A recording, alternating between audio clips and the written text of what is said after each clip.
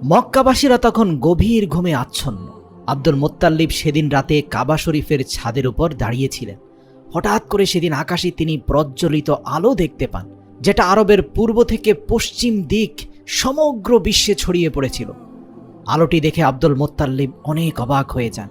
এরপর তিনি দৌড়ে নিচে চলে আসেন, খোঁজার চেষ্টা করেন কাবা শরীফের পাশে কোন ঘর থেকে এই আলোর স্ফুটন হচ্ছে। শুধু তাই নয়, তিনি মৃদু ভূমিকম্প অনুভব করেন। কাবা ঘরের ছাদ থেকে নেমে যখন তিনি কাবা ঘরের ভিতরে যান, তিনি দেখতে পান ওই আলোক বিচ্ছুরণের দ্বারা সৃষ্ট ভূমিকম্পের ফলে মক্কা শরীফের ভিতরে থাকা ৩৬০টি মূর্তির গুরুত্বপূর্ণ মূর্তিগুলো ডানে বামে হেলে পড়ে ভেঙে যাচ্ছে। এরপর তিনি কাবা ঘর থেকে বাইরে এসে দেখেন যে আবে জমজম কূপের পানি তীব্র বেগে উপরের দিকে উঠে আসছে। তখনই আব্দুল মুত্তালিব তার নিজের ঘরের দিকে চোখ পড়ে। তিনি বুঝতে পারেন এতক্ষণ ধরে যে আলোক বিচ্ছুরণ, এই সব কিছুর উৎস হচ্ছে তার নিজেরই ঘর। অবাক নয়নে তিনি এগিয়ে যান। তিনি দেখতে পান তার নিজের ঘরের ভেতর থেকে এক অদ্ভুত ধরনের নূরের আলো বের হচ্ছে, যেটা এর আগে তিনি কখনোই কোনোদিন দেখেননি। আব্দুল মুত্তালিব তখন ধীরে ধীরে তার ঘরের দিকে এগিয়ে যেতে থাকে। কাছে গিয়ে তিনি দেখতে পান যে আল্লাহর রাসূলের মাতা মা আমিনার কোলজোড়ে এক ফুটফুটে শিশুর জন্ম হয়েছে, যার শরীর থেকে প্রস্ফুটিত হচ্ছে অলৌকিক নূর, যেই নূরের আলোয় পুরো বিশ্বময় অন্ধকার দূর করে আলোক বিচ্ছুরণ ছড়িয়ে পড়েছে। এই অন্ধকার রাতে দিনের থেকে উজ্জ্বল নূর চারপাশে ছড়িয়ে পড়েছে। সুবহানাল্লাহ!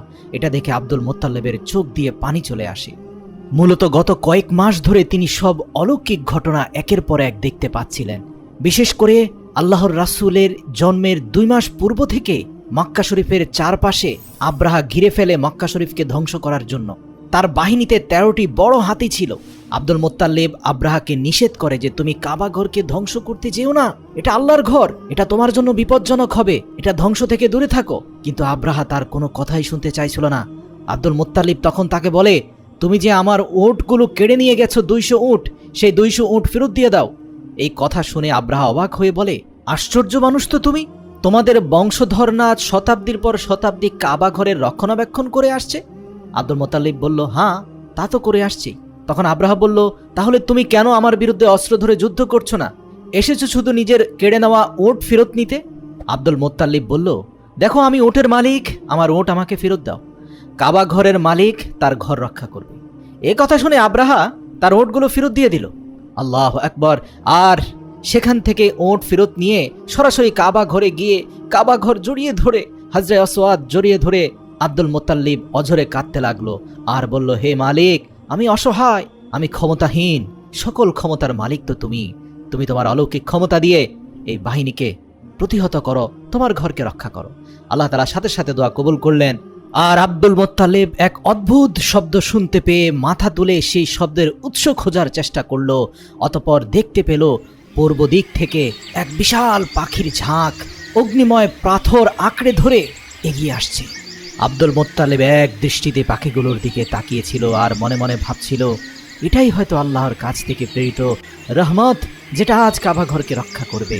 প্রতিটি পাখির মুখে একটা পাথরের অগ্নিগোলক, 2 পায়ে 2টি পাথরের অগ্নিগোলক ছিল, অর্থাৎ পাথরের টুকরোগুলো অগ্নির মতো জ্বলজ্বল করছিল।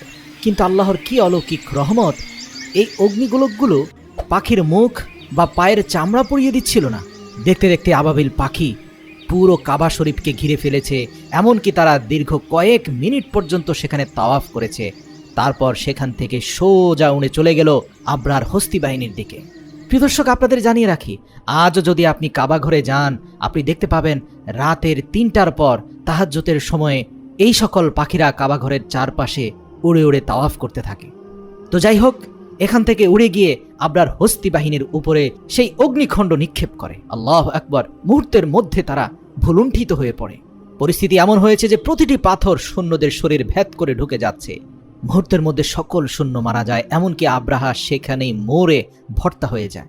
এই ছোট ছোট পাথর দিয়ে আল্লাহ তাআলা সেদিন 7000 আব্রাহার শক্তিশালী সৈন্যকে ভূমির সাথে মিশিয়ে দিয়েছিলেন। পবিত্র কোরআনে আল্লাহ তাআলা সূরা ফিলের মধ্যে এই বিস্তারিত বর্ণনা করে আল্লাহ তাআলা পবিত্র কোরআনে বলেন, তুমি কি দেখোনি হস্তি বাহিনীর সাথে কিরূপ আচরণ করেছিল আল্লাহ? তিনি কি তাদের চক্রান্ত নস্যাৎ করে দেননি? তিনি তাদের বিরুদ্ধে পাঠিয়েছিলেন ঝাঁকে ঝাঁকে আবাবিল পাখি। আল্লাহ আকবার। তো প্রিয় দর্শক, যেমনটা বলছিলাম, আবরার হস্তি বাহিনী পরাজিত হওয়ার পর থেকে আব্দুল মুত্তালিবের অন্তর ছটপট করছিল। তিনি বুঝতে পারছিলেন কোনো বড় ধরনের কিছু ঘটতে যাচ্ছে কাবা ঘরের আশপাশে। তারপর থেকে তিনি প্রতিদিন কাবা ঘরের ছাদের মধ্যে রাত কাটাতেন। আর যখন দীর্ঘ 2 মাস পর তিনি এই প্রস্ফুটিত আলোক ছটা দেখলেন এবং দেখলেন মা আমিনার কোলজোরে এক ফুটফুটে শিশু সন্তানের জন্ম হলো, যার শরীরের ভিতর দিয়ে নূর প্রবাহিত হচ্ছে, তখন তিনি বুঝলেন যে আরবের অন্ধকার দূর করার জন্য এই সে প্রদীপ যা আজ ধরায় নেমে এসেছে। শিশু প্রিয় নবী হযরত মুহাম্মদ সাল্লাল্লাহু আলাইহি সাল্লামকে কোলে নিয়ে পরের দিন আব্দুল মুত্তালিব কাবা ঘরের সামনে চলে আসেন এবং তার নিজের প্রিয় উট জবাই করে গরিব দুঃখী মানুষদের খাবারের আয়োজন করেন। তার ছেলে আবু তালেব ছিল অত্যন্ত মহৎ হৃদয়ের। সেও আনন্দিত ছিল পিতা মরা মুহাম্মদের জন্ম নিয়ে। তাই তো নিজের আব্বাজান আব্দুল মুত্তালিবের পরামর্শ অনুযায়ী উট জবাই করে সবাইকে খাবার দাবার খাওয়ানোয় ব্যস্ত সময় পার করছিল আব্দুল মুত্তালিব। এরই মধ্যে দেখা যায় আব্দুল মুত্তালিবের বড় ভাই পবিত্র কোরআনে যার ব্যাপারে একটা সূরা নাজিল হয়েছে, তার নাম হচ্ছে আবু লাহাব। সেও আল্লাহর রাসূলের আকিকায় এসে যখন দেখলো এখানে গরিব দুঃখী দুস্থ মানুষরা খাচ্ছে, সে নাক উঠিয়ে ঘেন্না প্রকাশ করে সেখান থেকে চলে গেল। আসলে আবু লাহাব অত্যন্ত অহংকারী মানুষ ছিল। প্রিয় দর্শক, আপনি জেনে অবাক হবেন, আল্লাহর রাসূল সাল্লাল্লাহু আলাইহি ওয়াসাল্লাম দুনিয়াতে আসার তথ্য ইয়াহুদীদের কাছে জানা ছিল, কিন্তু তারা অত্যন্ত কষ্ট পেয়েছে যে শেষ নবী তাদের বংশে না এসে আরব বংশে এসেছে। এর জন্য ক্রোধে ক্রোধান্বিত হয়ে যখন ইয়াহুদী পণ্ডিতরা আলোচনায় বসল, তখন তাদের মধ্যে অনেক গণক ছিল। তারা বলল যে ইতিমধ্যে শেষ নবী পৃথিবীতে এসেছে এবং তা আরবদের বংশধরের ভিতরে এসেছে বলে ধারণা, কারণ অমুক রাত্রিতে আমরা আকাশে উজ্জ্বল আলোক বিচ্ছুরণ দেখেছি কাবার আশপাশে। ইয়াহুদীরা একসাথে বসে এসব কথা বলছিল, আর এই জন্যই তারা উঠে পড়ে লাগে টাকা পয়সা খরচ করে তাদের অনেক লোককে আরবের ভিতরে ছড়িয়ে দেয়, যাতে নবুয়াতের সিলমোহর পিঠের সেই চিহ্নকে দেখে সেই শিশুকে কিনে আনতে পারে, যাতে সেই শিশুকে ইয়াহুদীরা নিজেদের দলে ভিড়িয়ে নিতে পারে। যারই ধারাবাহিকতায় অনেক আরব মহিলারা টাকার বিনিময়ে ইয়াহুদীদের এজেন্ট হিসাবে মক্কার প্রতিটা ঘরে ঘরে গিয়ে আল্লাহর রাসূল সাল্লাল্লাহু আলাইহি সাল্লামের খোঁজ করতে থাকে। বিশেষ দাগের মাধ্যমে শিশু নবীজিকে তারা খুঁজে বের করার আপ্রাণ চেষ্টা চালায়। প্রিয় দর্শক, এরই মধ্যে বেশ কয়েকটি দিন পার হয়েছে। গরিব দুস্থদের মাঝে আল্লাহর রাসূলকে উদ্দেশ্য করে আকিকার অনুষ্ঠানও শেষ হয়েছে। এবার আল্লাহর রাসূলের নাম রাখার পালা। যেহেতু মক্কার খাদেম ছিলেন আব্দুল মুত্তালিব তথা আল্লাহর রাসূলের দাদাজান, সেখানে তিনি সাপ্তাহিক মিটিংয়ে বিভিন্ন বাচ্চাদের নাম ঘোষণা করছিলেন, বিশেষ করে গত 1 সপ্তাহে যেসব বাচ্চা জন্ম নিয়েছে, এবং প্রত্যেকটা বাচ্চার নামকরণের সাথে সাথে সেখানে আনন্দ মিছিল হচ্ছে। আব্দুল মুত্তালিব সেখানে তার মৃত পুত্র আব্দুল্লাহর ছেলে তথা মা আমিনার কোলজোড়ে আসা শিশু শেষ নবীকে কোলে নিয়ে কাবা ঘরের সামনে আসলেন এবং সেখানে আল্লাহর রাসূলকে হযরত আসওয়াদ তথা ইব্রাহিম আলাইহিস সালামের রেখে যাওয়া সেই জান্নাতি পাথরে হাত স্পর্শ করালেন। তখনই দেখা যায় কাবা ঘরের মধ্যে এক কম্পন। কাবা ঘরের দরজার হাতলটি দুলতে থাকে এবং দরজার মধ্যে বাড়ি মারতে থাকে। আল্লাহর রাসূলের শরীর থেকে পুনরায় নূরের ছটা আলোক বিচ্ছুরণ হচ্ছিল। আব্দুল মুত্তালিব তখন সবার সামনে জনসম্মুখে হঠাৎ করে শিশুটির একটি অদ্ভুত নাম ঘোষণা করেন, আর তা হচ্ছে মুহাম্মদ।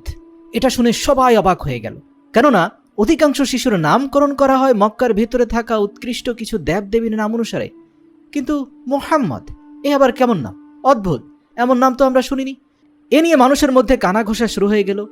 অনেকে উচ্চবাচ্য শুরু করলো, কেন এই চমৎকার শিশুটির নাম আমাদের পবিত্র দেবদেবীদের নামের সাথে মিলিয়ে রাখা হলো না?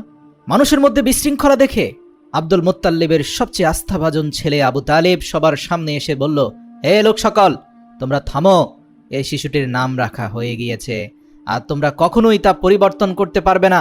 আমার পিতাজান মুখ দিয়ে যে নাম বলেছে তা নিঃসন্দেহে সৃষ্টিকর্তার তরফ থেকে এসেছে। এ কথা শুনে মানুষরা বিষয়টাকে এড়িয়ে বরং আনন্দ বিনোদনের দিকে মনোযোগী হয়ে গেল। প্রিয় দর্শক, আপনাদের জানিয়ে রাখি যে আল্লাহর রাসূল সাল্লাল্লাহু আলাইহি সাল্লামের জন্মের পরে দীর্ঘ কয়েকটি দিন পর্যন্ত আল্লাহর রাসূল কোনো দুগ্ধ পান করতে পারেননি। শুধুমাত্র আবু লাহাবের স্ত্রীর এক দাসীর নিকট থেকে আল্লাহর রাসূল দুগ্ধ পান করতেন। এমনকি আল্লাহর রাসূলের মা আমিনার বুকেও কোনো দুধ ছিল না। ফলে ক্ষুধার্ত নবীজি দুধ পান করার জন্য ছটফট করছিলেন। কিন্তু আবুল আহাবের স্ত্রী তার সেই দাসীকে কোনোভাবেই মা আমিনার ঘরে পাঠাতে রাজি ছিলেন না। আসলে আবুল আহাব এবং তার স্ত্রী উভয়ে প্রচণ্ড হিংসুটে মনোভাবের মানুষ ছিলেন। আল্লাহর রাসূল যেহেতু আবুল আহাবের দাসীর কাছ থেকে দুগ্ধ গ্রহণ করছেন, আর এদিকে আবুল আহাব তার দাসীকে ছাড়ছে না, দুগ্ধ পান করানোর অনুমতি দিচ্ছে না, এ নিয়ে আব্দুল মুত্তালিব অত্যন্ত ক্ষিপ্ত হলেন, কষ্ট পেলেন ছেলের এই কর্মকাণ্ডে। দৌড়ে তার বাসায় গেলেন, গিয়ে আবুল আহাবকে উচ্চস্বরে ডাক দিতে লাগলেন। ঘরের ভেতরে ঢুকে দেখছেন আবুল আহাব তার আলিশান সুইমিং পুলে গোসল করছে। আসলে আরব্য সেই সময় যারা একটু ধনী ছিল তারাই ঘরের ভিতরে এরকম চৌবাচ্চায় তৈরি করে সেখানে পানি ঢেলে গোসল করত। যাই হোক, বর্তমান সময় এটাকে সুইমিং পুল বলা হলেও তখন সেটার ভিন্ন নাম ছিল। আব্দুল মুত্তালিব শুধু এতটুকুই বললেন, তুমি মোহাম্মদের মতো এত সুন্দর ফুটফুটে একটা ইয়াতিম শিশুর আপন চাচা হয়েও কিভাবে তার মুখের খাবার কেড়ে নিচ্ছ? পিতাকে নিজের ঘরে আসতে দেখে কিছুটা লজ্জিত হয়ে আবুল আহাব ঘোর পাল্টে বলল, দেখুন আব্বাজান, আসলে সেই দাসী তো আমার স্ত্রীকে আমি দান করে দিয়েছি। এখন আমার স্ত্রী যদি তাকে না ছাড়ে আমি তো জোর জবরদস্তি করতে পারি না, কারণ সেই দাসীর উপরে হক তো শুধুমাত্র আমার স্ত্রীর। যাই হোক, এভাবে বেশ কয়েকটি দিন আল্লাহর রাসূল উপোস সময় কাটিয়েছিলেন। আল্লাহর হুকুমেই তিনি কোনো প্রকার দুগ্ধ পান না করেও সুস্থ ছিলেন। আরবের রীতি ছিল যে সন্তান জন্ম নেওয়ার পর তাকে দুগ্ধ পান করানোর জন্য মরুভূমি থেকে একটু দূরে মুক্ত আবহাওয়ায় গাছপালার কাছাকাছি এমন স্থানে পাঠানো হয় যেন তাদের মানসিক বিকাশ হয়। সাধারণত বেদুইন মহিলারা যেখানে বসবাস করে সেখানেই পাঠানো হতো, আর বেদুইন মহিলারা এই আরব্য অভিজাত পরিবারের সন্তানদের দুগ্ধ পান করানোর দায়িত্ব নিয়ে থাকত। নির্দিষ্ট সময় পর্যন্ত লালন পালন ও দুগ্ধ পান করানোর জন্য তাদেরকে উচ্চমূল্যের পারিশ্রমিকও দেওয়া হতো। এটা আসলে সে সময়ের একটা আরব্য রীতি ছিল, কারণ সে সময়ে আরবের অভিজাত পরিবার মরুভূমি থেকে মুক্ত আবহাওয়ায় এজন্যই পাঠাতো তাদের সন্তানদেরকে, যাতে তারা সেখানে গিয়ে বিশুদ্ধ আরবি শিখতে পারে। কেননা মক্কার আশপাশে আরবির উচ্চারণ থেকেও বেদুইনদের আরবি উচ্চারণ অত্যন্ত শুদ্ধ এবং নিখুঁত ছিল। তো এরই ধারাবাহিকতায় প্রতি বছরে একবার করে বেদুইন মহিলারা মক্কায় আসতো বাচ্চা দত্তক নিতে। এবারেও অনেক দম্পতি মক্কায় এসেছে। এর মধ্যে একজন দম্পতিকে দেখা যায় তারা বেশ ক্লান্ত ছিল, আর তাদের উটটাও বেশ ক্লান্ত হয়ে গিয়েছিল, কারণ মরুভূমির উত্তপ্ত গরমের মধ্যে দিয়ে অনেক দূরের পথ পাড়ি দিয়ে এখানে আসতে হয়েছে তাদের। তাই প্রথমে তারা বাধ্য হয়ে তাদের উটকে কম দামে বিক্রি করে দেয় এবং বাচ্চা খুঁজতে থাকে। তারা আসতে দেরি করায় ততক্ষণে সব বাচ্চা দত্তক নিয়ে ফেলেছে অন্যান্য মহিলারা। এটা দেখে তাদের মন কিছুটা খারাপ হয়ে যায়। এদিকে কসাই যখন তাদের উটকে কিনে সেটাকে জবাই করতে যাবে, ঠিক তখনই উটটা উঠে খুব জোরে দৌড় দিয়ে আল্লাহর রাসূল সাল্লাল্লাহু আলাইহি সাল্লামের ঘরের দিকে চলে গেল। এটা দেখে ওই মহিলার স্ত্রীও নতুন বিক্রি করা মালিকের কাছে উট ফিরিয়ে দেওয়ার জন্য উটের পেছন পেছন দৌড়ে গেলেন এবং সেই বাড়িতে প্রবেশ করলেন। তখন আল্লাহর রাসূলের মাতা আমিনা ওই মহিলাকে খুবই ক্লান্ত ও ক্ষুধার্ত দেখে তাকে ঘরে নিয়ে যায় এবং কিছু খাবার দাবার দেয়, আর সেই মহিলার আপন শিশু বাচ্চাটিকেও দোলনায় শুইয়ে দিতে বলে। মহিলাটি যখন তার বাচ্চাকে দোলনায় রাখতে যায় তখন তিনি শিশু মোহাম্মদকে দেখতে পান, যার শরীর থেকে নূরের আলো চমকাচ্ছিল। আসলে এটা একটা আশ্চর্য অলৌকিক বিষয় ছিল যে আল্লাহর রাসূল সাল্লাল্লাহু আলাইহি সাল্লাম শৈশব কাল থেকে এতটাই উজ্জ্বল ছিলেন যে অন্ধকারেও তাকে স্পষ্ট দেখা যেত। সেই মহিলা তখন মনের অজান্তেই নিজের সন্তানকে ফেলে রেখে শিশু মুহাম্মদুর রাসূলুল্লাহ সাল্লাল্লাহু আলাইহি সাল্লামকে কোলে তুলে নেন এবং দেখতে পান শিশু মুহাম্মদুর রাসূলুল্লাহ সাল্লাল্লাহু আলাইহি সাল্লাম দীর্ঘ কয়েকটি দিনের পিপাসার্ত অবস্থা থেকে নিজে নিজেই সেই নারীর নিকট থেকে দুগ্ধ খাওয়ার জন্য ছটপট করতে থাকে। ক্ষুধার্ত শিশুর দিকে তাকিয়ে সেই নারী তার নিজ থেকেই শিশু মুহাম্মদুর রাসূলুল্লাহ সাল্লাল্লাহু আলাইহি সাল্লামকে দুগ্ধ পান করা।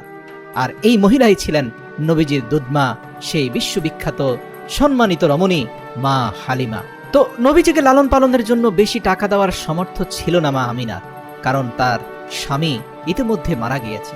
একমাত্র এই শিশুর দাদা এবং একজন চাচা আছেন, তারা যতটুকু অর্থ দিতে পারবে তার উপরেই এই দুধমা হালিমাকে খুশি হয়ে শিশু মুহাম্মদের লালন পালনের দায় দায়িত্ব নিতে হবে।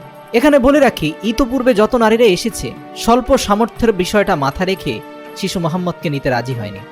কিন্তু মা হালিমা চিন্তা করলেন যে অলৌকিক ব্যাপার স্যাপার এই শিশুর আশপাশে ঘটছে, বিশেষ করে তার উটটি যেভাবে ঘরের দিকে দৌড়ে আসলো এবং শিশুটির শরীর থেকে আলোক বিচ্ছুরণ এবং তার কোমল চেহারা, এই সব কিছু তাকে অভিভূত করল।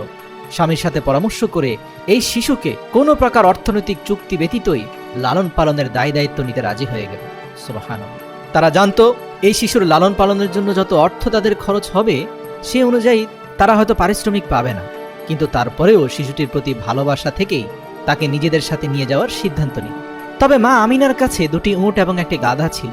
2টি উট এবং একটি গাধা মা হালিমাকে দিয়ে দেওয়া হয়েছিল, এছাড়া কোনো নগদ অর্থ দিতে পারেনি। মা হালিমা অত্যন্ত খুশি মনে সে 2টি উট এবং গাধা নিলেন এবং মা আমিনার প্রতি কৃতজ্ঞতা প্রকাশ করেই নিজেদের এলাকার দিকে ছুটলেন। নিজেদের এলাকায় পৌঁছে মা হালিমা দেখলেন সেখানে তীব্র রহমতের বৃষ্টি শুরু হয়েছে, অথচ গত 10 বছর ধরে এই অঞ্চলে কোনো বৃষ্টি বাদল হচ্ছে না বলে মানুষের জীবনযাত্রা কঠিন হয়ে পড়েছিল। অথচ আল্লাহর রাসূলের আগমনের সাথে সাথে দীর্ঘ 10 বছর পরে মুষলধারে বৃষ্টি হয় এবং পর্যাপ্ত ফলন হতে থাকে সেই অঞ্চলে। পাশাপাশি নবী আসার পর থেকে দুধমা হালিমার ঘর যেন আল্লাহর রহমতে ভরে গিয়েছে। তার বকরিগুলো 2-3 গুণ বেশি দুধ দিচ্ছে।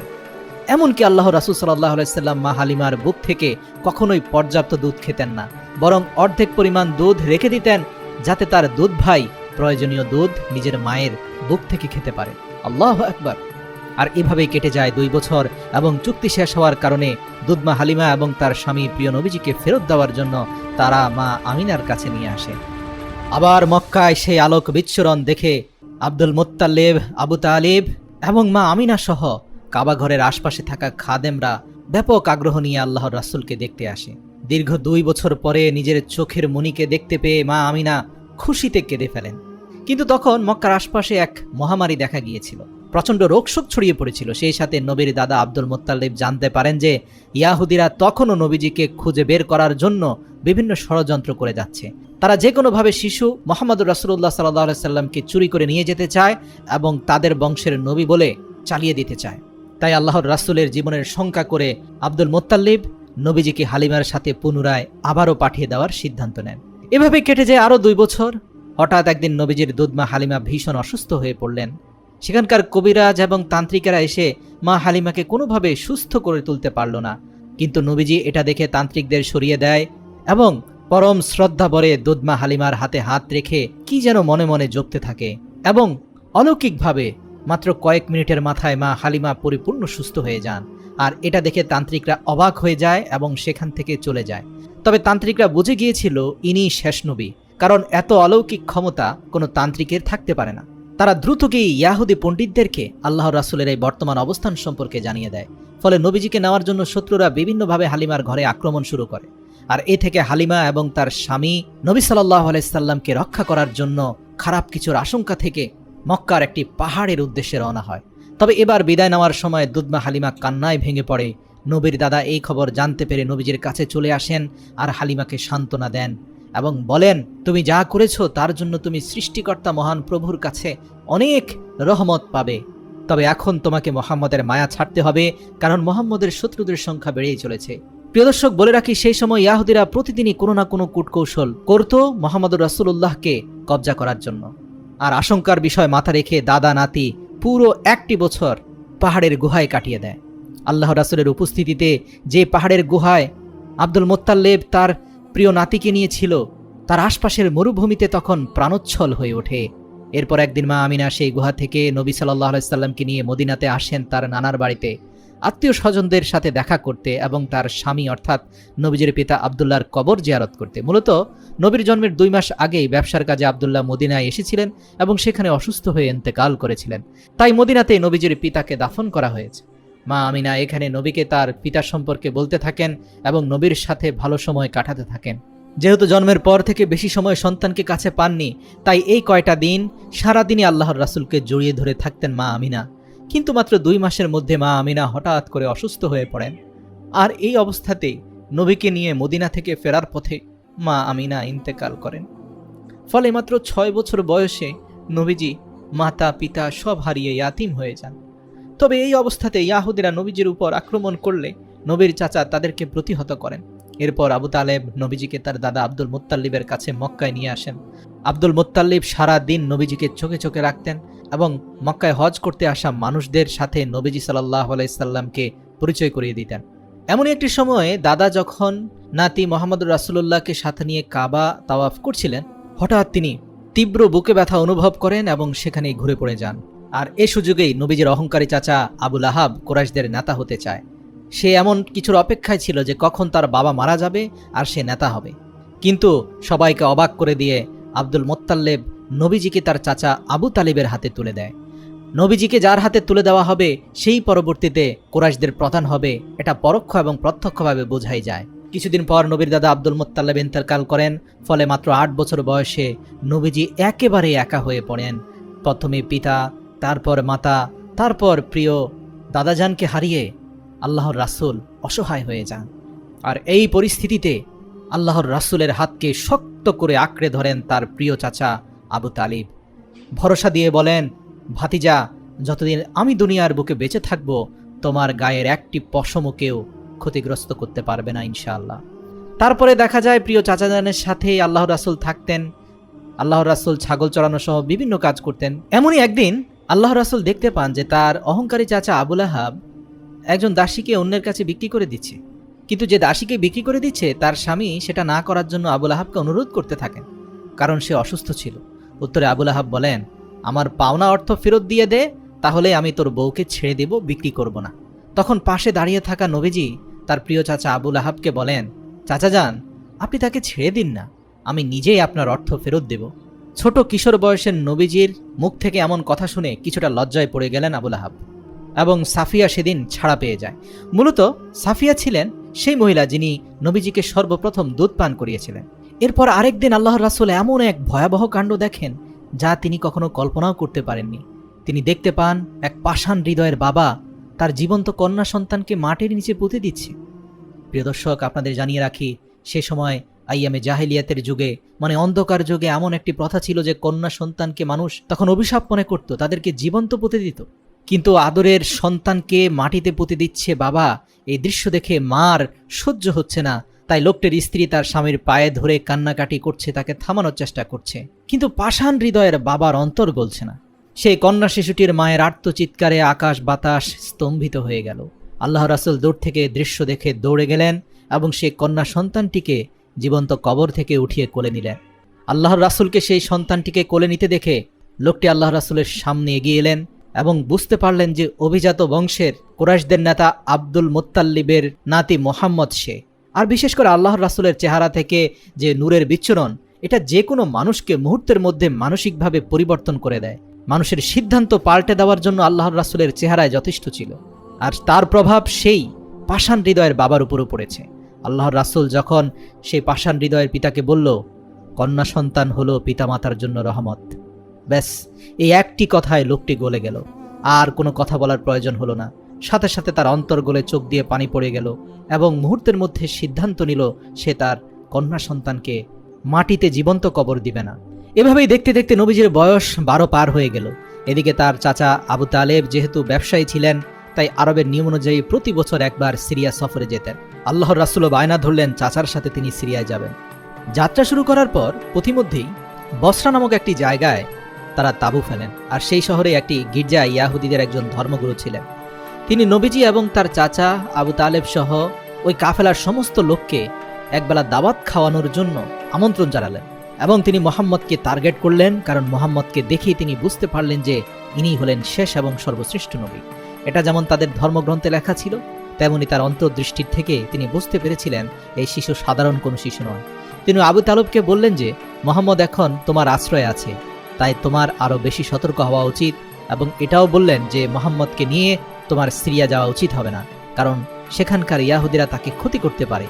তাই আবু তালেব তার সিরিয়া যাওয়ার সিদ্ধান্ত বদলে আবারও মক্কার দিকে ফিরে আসতে শুরু করে। তবে পথিমধ্যেই তারা সেই ইয়াহুদিকে আহত অবস্থায় দেখতে পায়, যে কিনা বারবার মুহাম্মদ সাল্লাল্লাহু আলাইহি সাল্লামের ব্যাপারে আবু তালেবকে সতর্ক করেছিল। নবী যখন তার ঘোড়া থেকে নেমে সেই ইয়াহুদির মুখে পানি তুলে দেয় আর তাকে লোহিত সাগরের কাছাকাছি নিয়ে আসেন, সেখানে সমুদ্রের পাড়ে একটি মূর্তির সাথে শিকল দিয়ে একটি মহিলা ও তার 2টি বাচ্চাকে বেঁধে রাখতে দেখা যায়। মূলত এদেরকে কোরবানি দেওয়া হবে। আর অন্যদিকে সেখানকার জেলে সম্প্রদায়ের প্রধান অন্যান্য লোকদেরকে একসাথ করে তাদের দেবতার উদ্দেশ্যে এই পুরো পরিবারকে কোরবানি দিতে যাচ্ছে। প্রভু যেন সেই কোরবানি কবুল করেন এবং তাদেরকে বেশি বেশি মাছ ধরার তৌফিক দেন, এই জন্য প্রার্থনা করছে। চিন্তা করুন কতটা অন্ধকার জগতে মানুষ বসবাস করত।